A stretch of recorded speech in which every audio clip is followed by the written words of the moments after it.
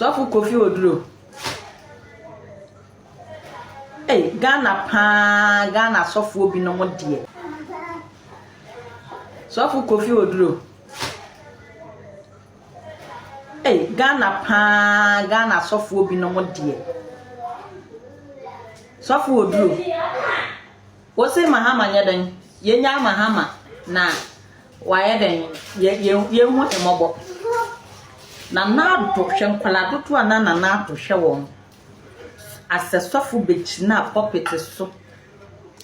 Di atem nana jagimie. Sofo nso jagimie.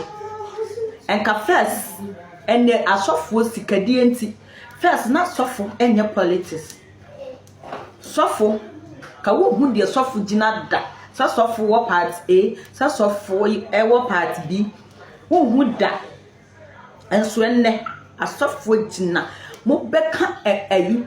enkwagie ho asema kire nipa sikadie asori na wo ye ni sika bebrebe na wo nya ni nyina nso wo sa pe Mahama sikadi se wo da 16 region Akufo Addo de no wo da 0 ano ho enya 16 region no Akufo Addo kra na de beka ho Akufo Addo kra na ma na ye population na yesen Akufo Addo ana de beka ho o se ye hu Mahama mobo won Akufo Addo ba hwenkofo nyanka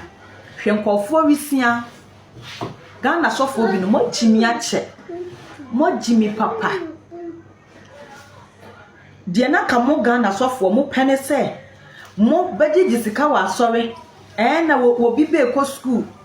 na do ba ye na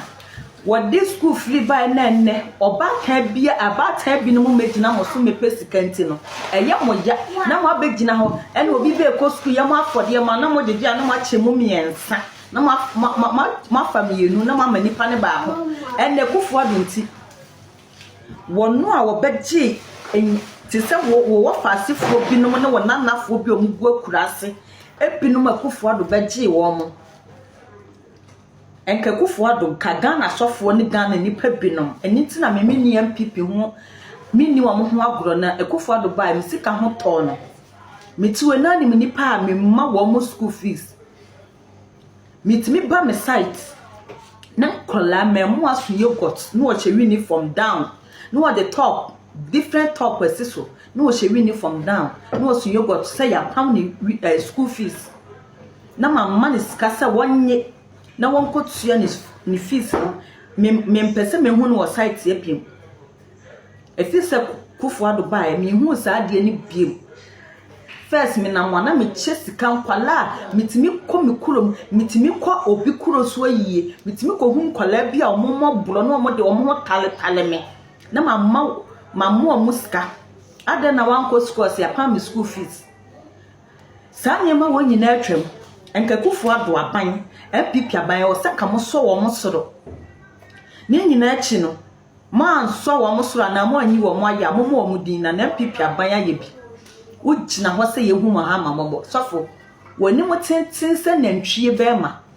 sa sofo we first na me follow na me pew preaching na wo hihye ma pie to gbogbo blazia no na ho ye manika se na menim se woni mo nyansa sa yesi ya no emaye ye nkasentia de onyame afre wo nyame mfre wo nyanyame wo nyame afre mo yefunu chese Mahama metitiska wo nua wo Mahama kam enti Mahama metitiska manini nti no o ka kire ayi se yenya abotre Mahama bada ba wutire so no apampas woni mo tenten wo ho basa yese dwom wo ye kohwini wo ni abusua ho sofo wo ni abusua ya kanya sasem na asem me ba wa asori a ana me hu nipa bi ba wa asori a enka majai enka mamo ni pakura jai aden kohwini asofo a mabegu kum chacha sori a ono so ye nanim sa aponche